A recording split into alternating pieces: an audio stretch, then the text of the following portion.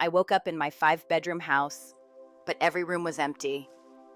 My family had flown to Hawaii and left me behind for 4 years. I had been paying $2,000 a month, propping up their lives, believing it was just temporary. But today, I knew better. They thought I'd cry. Instead, I called the movers. Then I called my lawyer. I called it over.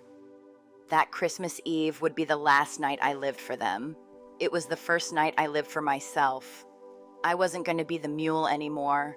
No more running a family that was nothing but a sinking ship. It was time to take my life back. Giana's family was a complex web of contradictions, expectations, and disappointments. At the heart of it all was her father, Victor, a man whose career had once shone brightly but had dimmed over the years. Victor had been a successful businessman in his prime, the kind of man who commanded respect in the boardroom. But time hadn't been kind to him, and his once promising career had started to slip quietly into mediocrity. 10 years ago, he had been a rising star in his company, but now his title was hollow, a shell of what it once was. Giana had watched it happen slowly but surely. She had seen her father's confidence evaporate as he was pushed further down the corporate ladder. It wasn't even that he had been outright fired. No, that would have been too dramatic. Instead, he had been restructured. He had been demoted to a position that no longer held the same power, the same promise. His salary had been slashed, nearly halved. But his pride had been bruised even worse. The once authoritative figure in the family had become a shadow of his former self, a man who spent more time sighing than speaking. When things started to fall apart, Giana had been the one to pick up the pieces. She had always been the responsible one. It was the role she had been pushed into since childhood. Her parents had never expected anything less from her. But when the bank statements came in and the bills piled up, it was her, not her father, who had to step in. And so, at 24 years old, Giana became the anchor. It wasn't by choice. She had been the only one with a real job, a real future. Her father's pride had been stripped away, and her mother, Elaine, had never learned how to take responsibility for herself. So Giana paid every month without fail. She sent $2,000 to cover the mortgage, $2,000 that could have been used for her own goals, her own future. But that didn't matter, not to her family. To them, it was simply expected. It wasn't charity, it was obligation. They saw it as a natural extension of her role in the family. Giana's mother, Elaine, had always been a woman of charm, but behind that smile was a manipulative force. She had mastered the art of emotional blackmail. Elaine could turn on the tears in a second, guilt-tripping anyone around her into doing what she wanted. She was a master at making others feel responsible for her happiness. But unlike Victor, her manipulation isn't born from fading pride. It was something deeper. It was a survival mechanism. She needed control, and she needed it from the people around her. Giana had learned to live with it. In the beginning, Elaine's needs had seemed manageable, just small things like helping her out with the bills or covering a dinner here and there. But over time, the requests grew larger, more frequent. It wasn't just about a few groceries anymore. Soon it was about sending money for Tessa's college tuition or fixing the car. Elaine had a way of making everything sound urgent. And naturally, Giana gave in. After all, what could she do?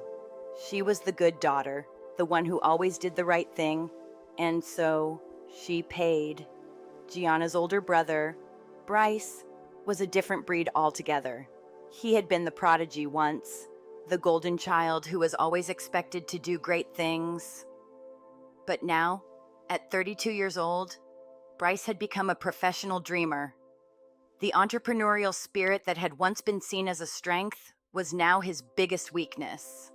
2 years ago, he had convinced their parents that he was the next big thing. He had a vision, an idea for a revolutionary social AI platform that was going to change the world. He just needed seed money. And with the desperation of a family drowning, they had given it to him. $65,000 worth of bonds that they should have been saving for retirement were handed to him. And what did Bryce do with it? He rented office space, hired a few consultants, and then, within 6 months, he watched as that money burned through the fire of his overblown ideas. The startup never launched. There was no product, just a lot of jargon and an empty co-working space. Bryce's failure didn't stop him, though. He'd become a regular in his room above the garage, spending most of his days playing video games, claiming that he was waiting for the right opportunity, that the right idea would come to him. He hadn't had a job in years, and yet his needs were never ending. It was his default mode to take without giving anything back. Giana's youngest brother, Nolan, was the only one who didn't seem to fit the mold. He was quiet, reserved to the point of invisibility, and yet every now and then, he would surprise Giana with a small gesture, a $100 bill on the kitchen counter for groceries, or an offer to help with a chore. It wasn't much, but it was something different. Nolan was still in community college, working part-time at a bookstore, and unlike the rest of the family, he seemed to have some sense of responsibility, but he was an outlier, someone who didn't make waves. His contributions were never enough to make a difference, but they were there, and Giana appreciated them in a way that was hard to describe. But even Nolan, despite his best efforts, didn't seem to understand the gravity of the situation. He never seemed to notice how Giana was carrying the weight of the family, never fully realized that she had been sacrificing her own future, her own potential. To him, everything was normal. There was no burden. The family had always relied on Giana, and she had always delivered, but that was the problem. It had become a cycle of expectation and unacknowledged sacrifice. And over the years, that $2,000 she sent every month was no longer something that was appreciated. It was simply expected. Giana had become the silent bank, the constant provider every month. It was the same routine. She would go through the motions, writing the check, transferring the money, all while her own dreams, her own plans slipped further and further away. It was no longer about helping them. It was about keeping the house from collapsing entirely. They had become so accustomed to her financial support that they no longer even acknowledged it. There were no thank yous, no gratitude, just demands. And as each month passed, Giana's resentment grew. It wasn't loud or explosive. No, it was quiet, simmering beneath the surface. A slow burn. It wasn't anger, not exactly. It was a sense of exploitation, of being taken for granted. She had become the safety net for a family that wasn't trying to catch itself. They had all grown accustomed to the comfort she provided, the cushion beneath them that softened the blows of their own irresponsibility. She was the only one making an effort, the only one who understood what it meant to work hard, to sacrifice. But they didn't see it. They just kept taking. And Giana, the responsible one, had become weary of carrying the load alone. She had done it for so long, and for what? She was still living in her childhood bedroom, still subsidizing their lives while they all continued on as if nothing had changed. The sacrifice had become her life, and in return, she had nothing left for herself. The resentment was growing now, and it was no longer something she could ignore. It was a cold, heavy feeling in her chest. It was the realization that she had been trapped in a cycle of giving, and it was a cycle she couldn't continue to live in. It was Christmas Eve, but the house was eerily quiet. Giana had always loved the chaos that came with this time of year, the sound of her family bustling about in the kitchen, her mother's nagging about the turkey, Her father in his recliner, watching the national news at a volume that seemed to vibrate the walls. The whole house came alive with noise, with life. But tonight, it was different. Giana could feel it in the air, that heavy silence that hung like a fog. It was 8:30 a.m., and she had been awake for nearly an hour now, lying in her childhood bed in her room with the faded stars on the ceiling, feeling a cold knot in her stomach. Something wasn't right. She pulled on her robe and padded barefoot across the hall. But when she checked Nolan's room, it was empty. His bed was perfectly made, the desk neatly dusted. There wasn't a single item out of place, not even a trace of him having been there. She felt a pang in her chest. Nolan was always quiet, but even he didn't keep his room so pristine. She crossed the hall to Tessa's room. Empty. The once messy, cluttered vanity was now spotless. Her clothes, the ones Giana could barely afford to help her purchase, were gone. Only a few old sneakers and a high school prom dress remained. It was the first sign of what was happening, but Giana had no idea just how much she would uncover. She moved to Bryce's room next. That room was always a mess. The stale smell of energy drinks lingered in the air, but there was no sign of him. Not his gaming rig, not his chair, not the hundreds of wires strewn across the floor. The silence in that room hit her harder than the rest. It was like the house had been hollowed out, leaving only the memories behind. She went downstairs, the usual hum of the refrigerator, the clink of dishes, the smell of Christmas turkey roasting none of it. The kitchen was spotless, sterile, like no one had ever lived there. The counters were empty, the roasting pan still sitting dry in the dish rack, untouched. Even the $3,000 refrigerator she had bought the year before, the one she had saved for and researched, was nearly empty. A half jar of pickles, some ketchup, and a bottle of her white wine. It hit her then, like a fist to the gut. It wasn't just an accidental trip to the store. This wasn't just them being absent for the morning. Her entire family had disappeared, and in their place, there was nothing. Nothing but the cold, calculated emptiness of a plan she hadn't been privy to. A small feeling of betrayal bloomed in her chest, followed quickly by the sharp sting of realization. They hadn't just left. They had left her behind. Giana opened the garage door, and that's when she saw it. The empty space where her parents' SUV usually sat, the one that had always been there, the one that had been there when she was a child, when they went on family trips.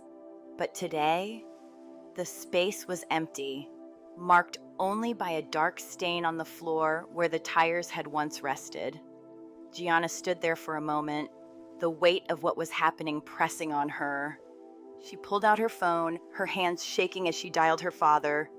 No answer, straight to voicemail. She dialed her mother. Same result.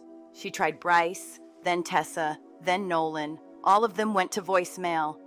It was only then, in the hollow silence of the empty house, that the full realization hit her like a wave. They had all gone to Hawaii. She couldn't believe it. She stood in the cold garage for what felt like an eternity, her phone still in her hand, ringing, and yet no one answered. And then it hit her, the punchline of the cruel joke. They hadn't just left her behind, they had used her. All of the money she had sent, every single $2,000 payment she had made for the last 4 years, all of it had gone into funding this luxury vacation, this escape. They hadn't just asked her to help. They had relied on her completely. They had expected her to pay their way, to prop up the life they had built on a shaky foundation. And she had done it. She had paid. She had given them everything. And for what? For this? For them to take her money, to take her time, her effort, and then walk away without so much as a thank you, leaving her to shoulder all the responsibility, to carry their burden alone. And now, while she was stuck in a house that had become a prison, they were basking in the sun on a beach in Hawaii. Her phone buzzed. and Giana's hand froze. It was a message in the family group chat. "We're here," Tessa had written with a picture of a sunset over the ocean. Giana's heart sank, and her breath caught in her throat. The words, "We're here," echoed in her head. They were gone, and she was here, in the empty house, left behind. The resentment she had buried deep inside her for so long began to surface. It was cold, sharp, and bitter. She had been nothing more than a utility, a tool to keep the family afloat while they played at their version of a perfect life. All those years of hard work, all the sacrifices she had made, and they hadn't even had the decency to say goodbye. She didn't cry, she didn't scream. No, this wasn't about emotions anymore. This wasn't about family love or loyalty. This was about survival. This was about her life. Giana opened her messaging app and typed a simple message in the family group chat. "The house is empty. Is everything okay?" She pressed send, but when the gray notification popped up at the bottom of her screen, she saw that it wasn't a delivery failure. No, it was worse than that. "You are no longer a member of this group." The words stung, slicing through her. They had excommunicated her, erased her from their lives without a second thought. The cold realization settled over her, and with it, a sense of finality. There was no going back. She wasn't just abandoned, she had been thrown away. They thought she would cry. They thought she would beg for their attention, for their love. But Giana didn't cry. She didn't beg. No, Giana Anderson was done. This was the moment. This was the break she needed. She had given them everything, and now it was her turn to take control. She would no longer be the family's financial safety net. She would no longer be the one holding them up while they bled her dry. No more. She was done being the mule, done being the one they could count on to clean up their messes. And if they thought they could get away with leaving her behind, with using her money to fund their fantasies, they had another thing coming. It was time for Giana to make her move. Time for her to stop paying the price for their failures. It was time to liquidate, to cut her losses and walk away. But this time, it would be on her terms. The house was still silent, and Giana stood in the middle of the kitchen, the weight of everything sinking in. Her family was gone, and with them, the facade of obligation and guilt that had hung over her life for years. She wasn't angry, not yet, but she was cold. A clear, precise cold that crept in the moment she realized they had used her. She could feel it in her bones now, the sharpness of it, like the edge of a blade. And with it, the clarity to act. She wasn't going to cry. She wasn't going to beg them to love her or to acknowledge her sacrifices. No, she was done. Giana opened her laptop, the screen lighting up in the dim room, and she pulled up the spreadsheet she had kept for years. The one that tracked every dollar she had ever sent to them, every $2,000 that had left her account and ended up in their pockets. She scrolled down, eyes scanning each row. The total was nearing $96,000. She paused on that line, the number staring back at her, cold and undeniable. She had been the one to pay the price for their mistakes. She had been the one to shoulder their failures, to keep them afloat when their lives sank into chaos. But not anymore. The money was gone, the debt paid, and now it was time to recover what was hers. Giana clicked open a new tab, and with it, a fresh Excel spreadsheet. She titled it Assets. She knew exactly what she needed to do. Every item that she had bought for the house, every appliance, every piece of furniture, every piece of technology, she would take it all. The fridge, the television, the washer and dryer, the microwave, the coffee machine, all of it, and it would be hers. She began meticulously listing everything, from the 75-inch television in the living room to the washer and dryer set that her mother had used every day. She included the receipts, the serial numbers, and the warranties for each item, carefully cataloging everything. It was like a puzzle. and Giana was the only one who knew how to fit the pieces together. She could already see the end result, a list of undeniable proof, a concrete record of everything she owned. The next step was even more precise. She moved to her next tab, financials.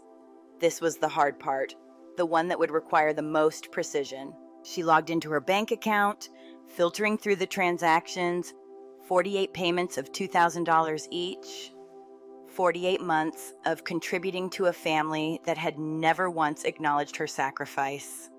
She highlighted each transfer, each one representing a silent act of compliance, a step further into the trap they had set.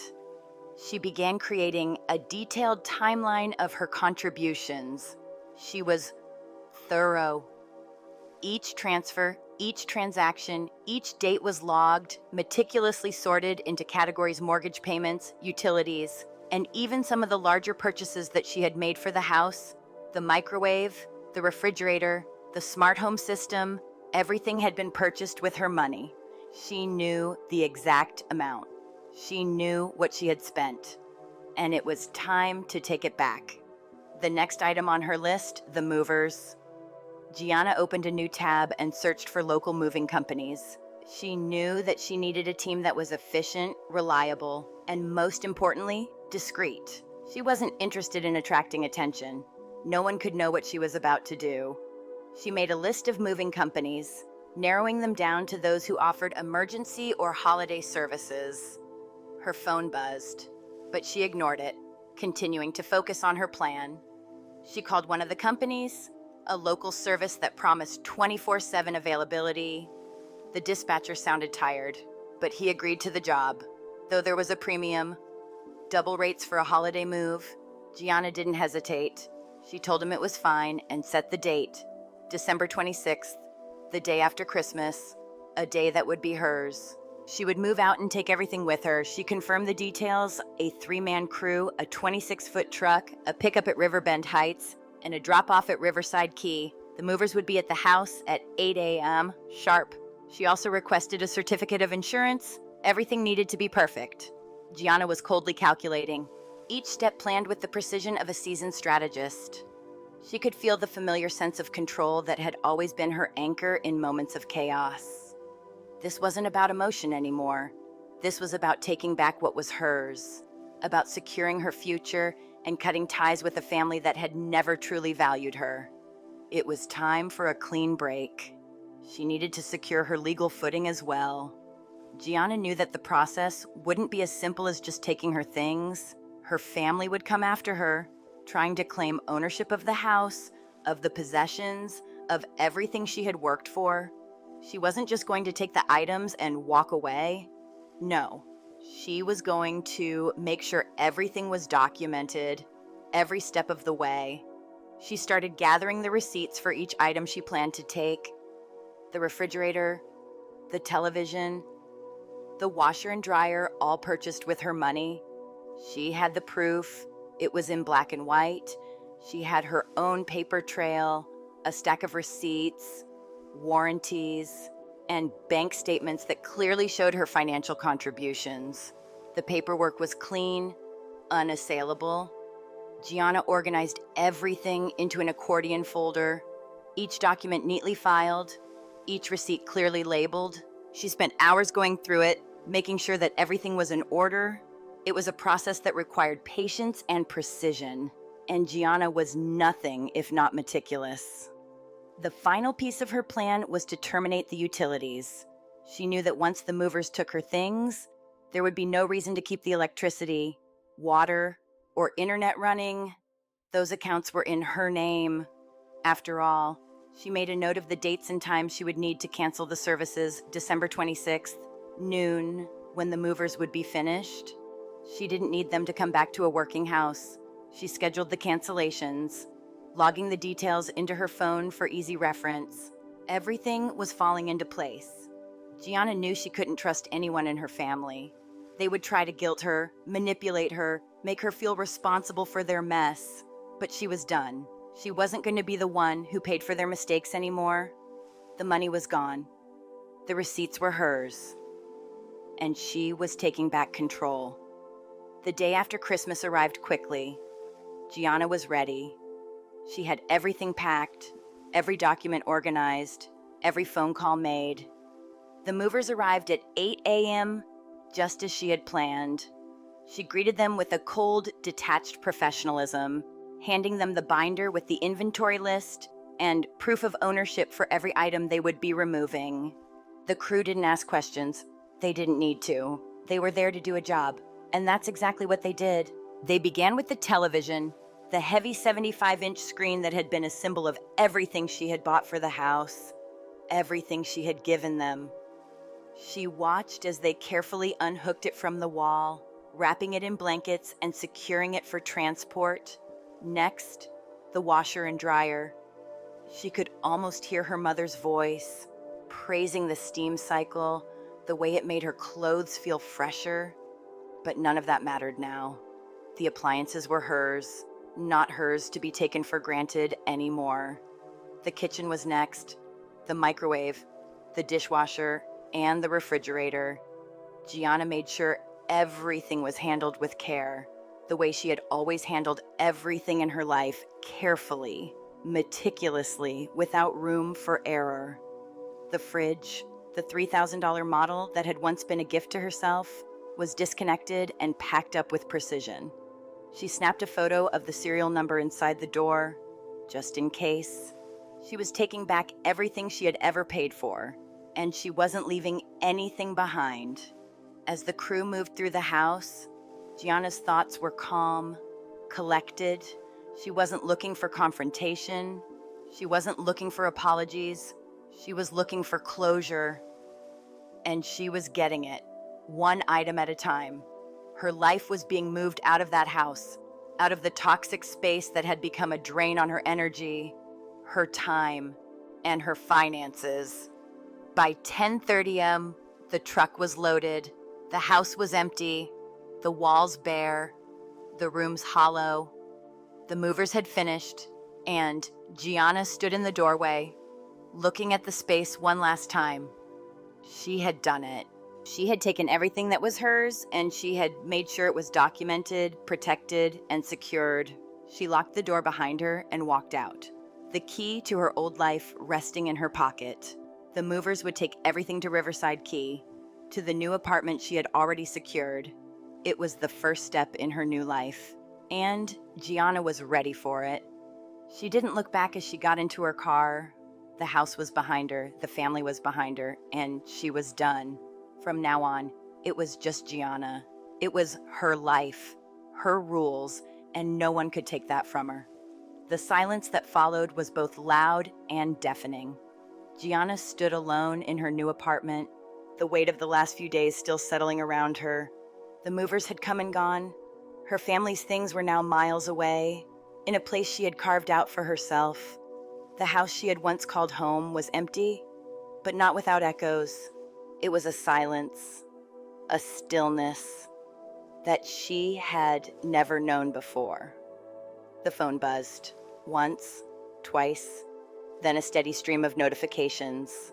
The first was from her mother, Elaine, a simple text, "Where are you? Why haven't you answered?" Giana set the phone down.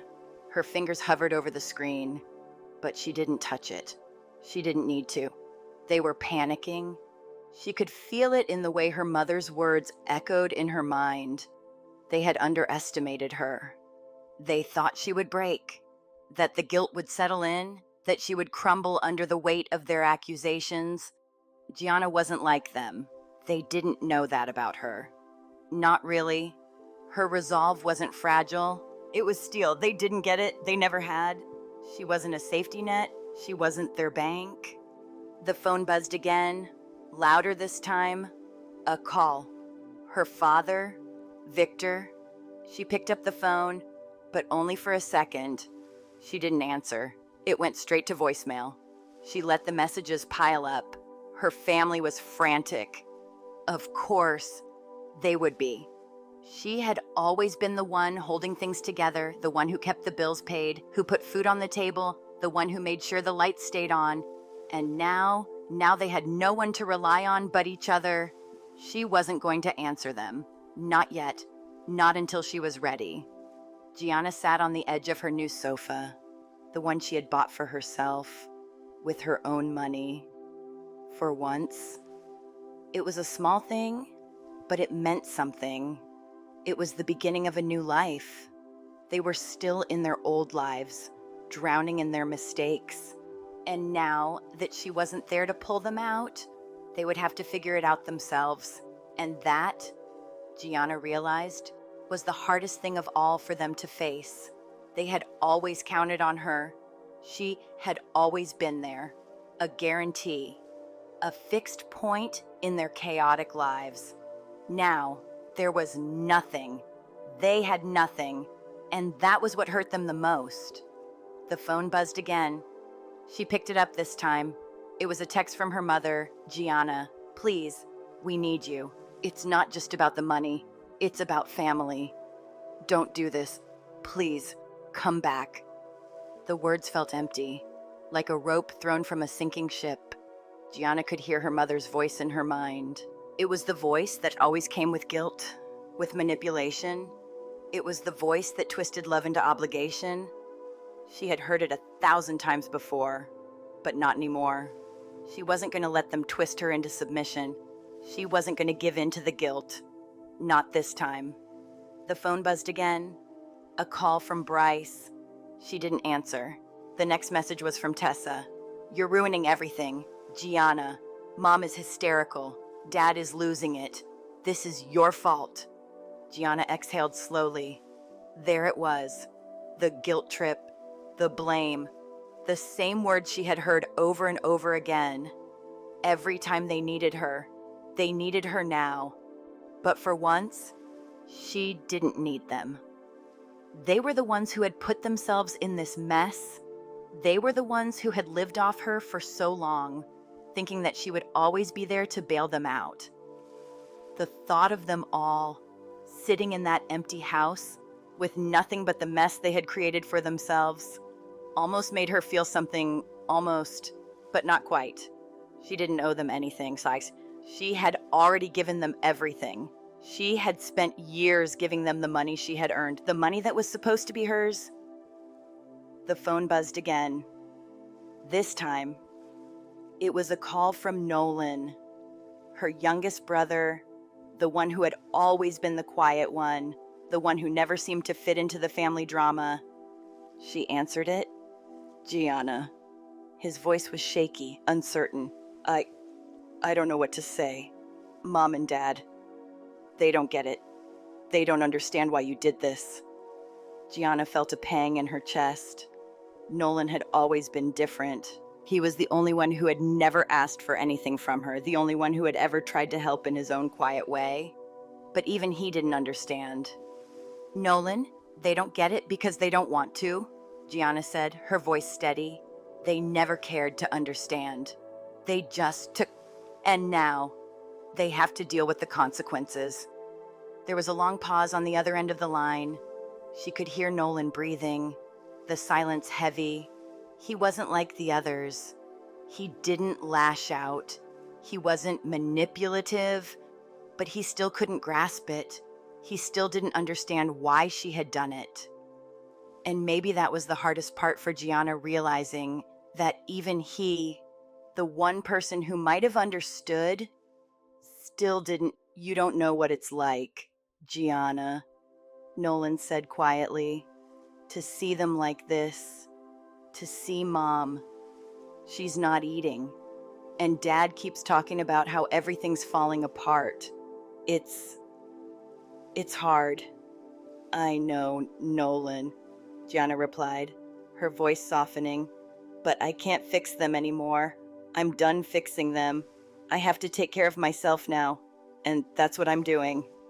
There was another long silence before Nolan spoke again. I don't know what to do, he admitted. I don't know how to make things right. You don't have to, Nolan, Giana said, her voice firm. You're not responsible for them. You never were.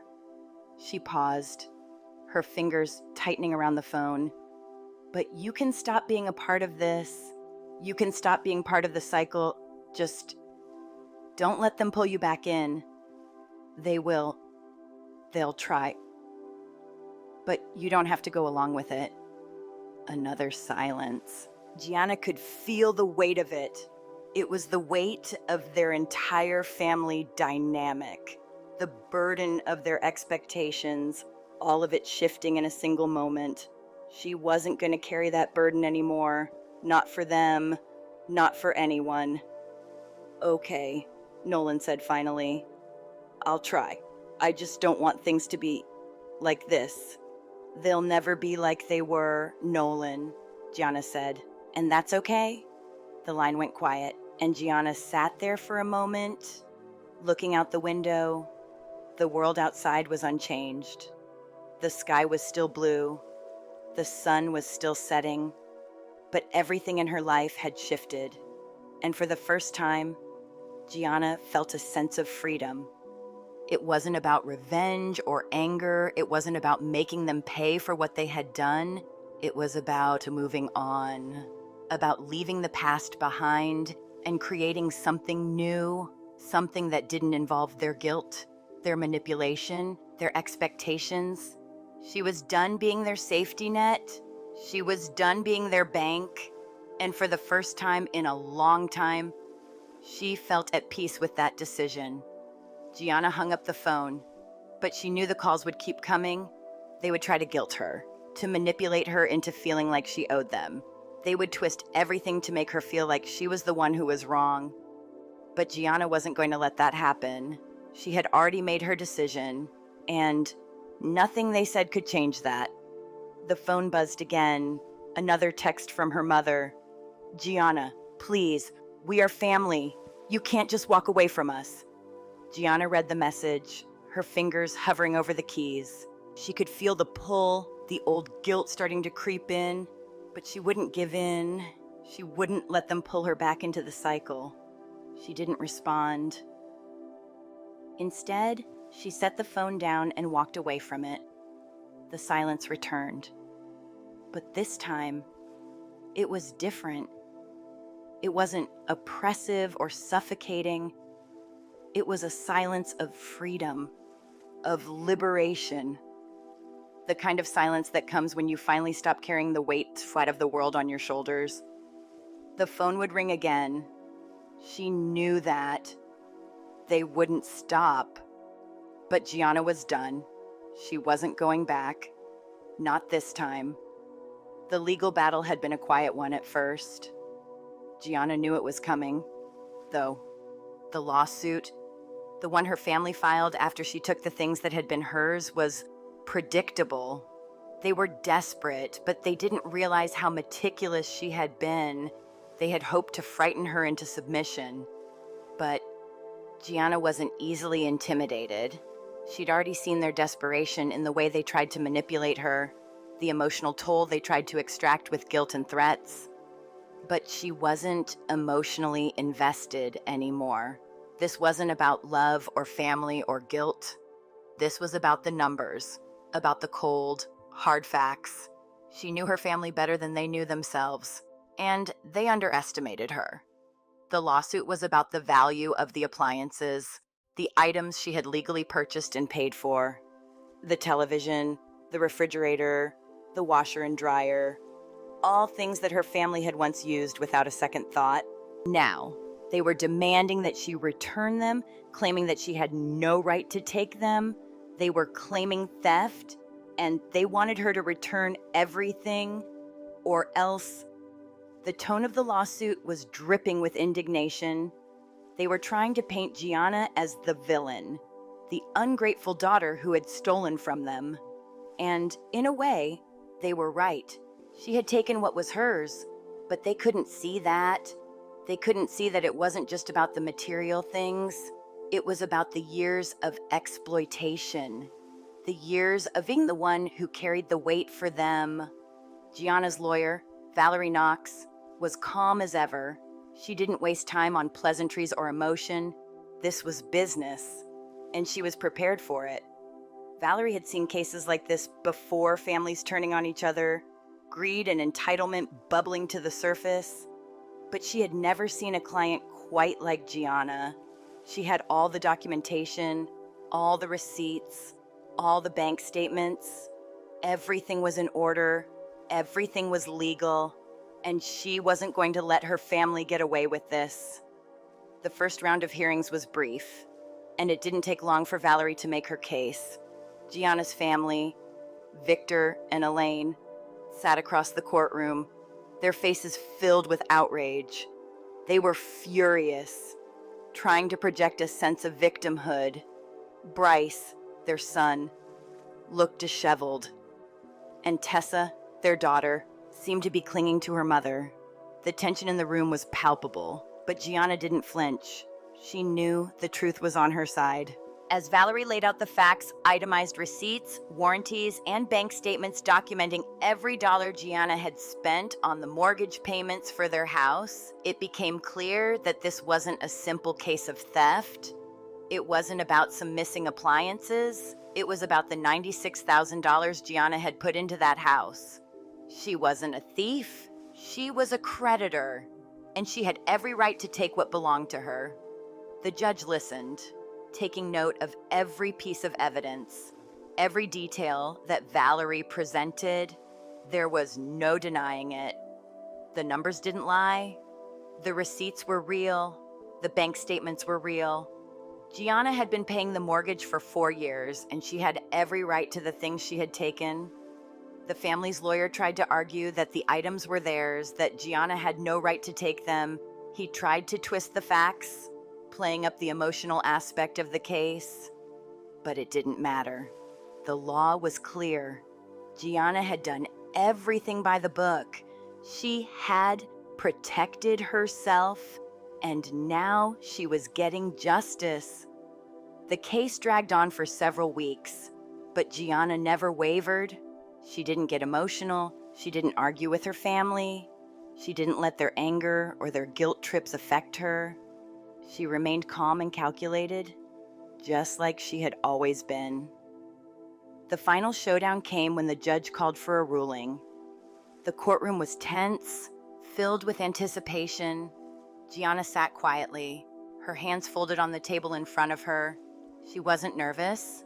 She knew this was just a formality. The judge looked at the evidence one last time before speaking. Based on the documentation presented by the defense, she said, it is clear that the plaintiff, Giana Anderson, has acted within her legal rights. The bank statements, the receipts, and the warranty registrations all indicate that she has been financially responsible for the property in question. The claim of theft is unfounded. There was a moment of silence before the judge continued. This court rules in favor of the defendant, Giana Anderson. The items in question, including the television, refrigerator, washer, dryer, and any other appliances or electronics, are legally her property. The words hit like a hammer. Giana felt a brief sense of relief, but it was fleeting. This wasn't about victory. It was about closure. The judge went on. Furthermore, the plaintiff is ordered to pay the defendant's legal fees and any cost incurred during this litigation. Giana's family looked stunned, their faces twisted in disbelief. They had expected her to lose. They had expected her to be punished. But now, it was their turn to face the consequences. The courtroom was quiet as the judge wrapped up the case. This case is dismissed with prejudice, she said. No further legal action will be entertained on this matter. As the judge's gavel came down, Giana felt something shift inside her. It wasn't triumph, it was finality. Her family had lost. They had failed in their attempt to manipulate the legal system to get what they wanted. But Giana hadn't done this for revenge. She had done it for herself. She had done it to take back control of her life. As the courtroom emptied, Giana turned to Valerie. She felt a quiet sense of gratitude for the lawyer who had believed in her, who had fought for her. "Thank you," Giana said, her voice steady but filled with appreciation. Valerie nodded, a small smile on her lips. "You did all the hard work, Giana. You stayed calm. You stayed organized. You played the game better than they did.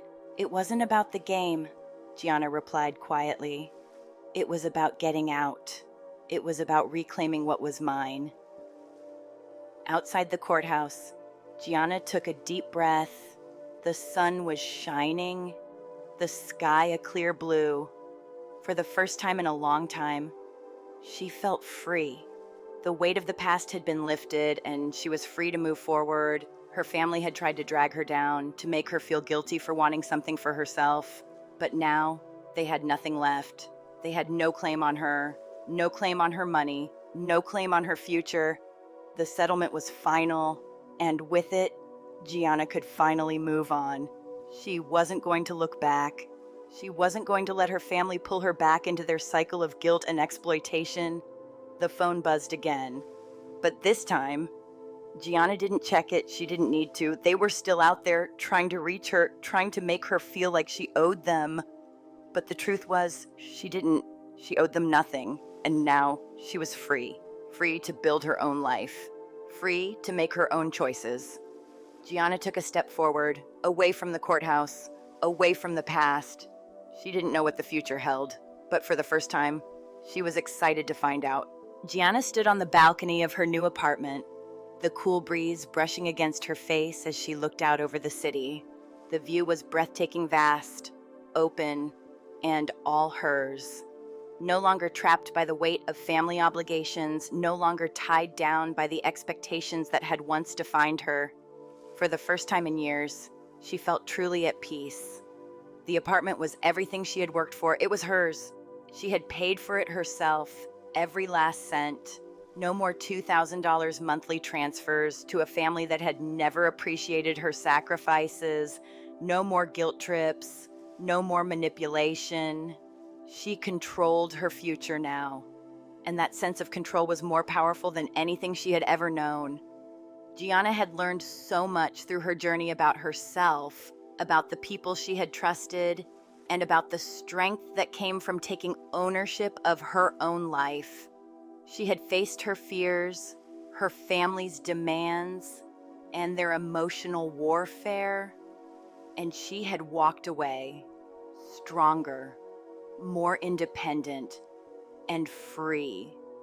She could finally breathe without the suffocating weight of family drama hanging over her. With every step, she had rebuilt her life. Her finances were now hers to control. The spreadsheet that had once tracked her sacrifices had turned into a tool for her future, for her dreams. And those dreams, they were finally within reach. She had a stable job, a growing savings account, and most importantly, a sense of self-worth that no one could take from her. The noise of the past, the frantic calls, the false accusations, the empty promises was fading away, replaced by the sound of quiet victory. She was no longer anyone's safety net. She was her own. As the sun set over the skyline, casting a warm glow over her new life, Giana smiled to herself. It wasn't the life she had imagined when she was younger, but it was a life that she had earned. Step by step, she had taken control, and she was never going back. If you've been inspired by Giana's journey to take control of your own life, don't forget to like this video and subscribe for more stories of resilience and empowerment. Your story of independence might just be one decision away. Take it,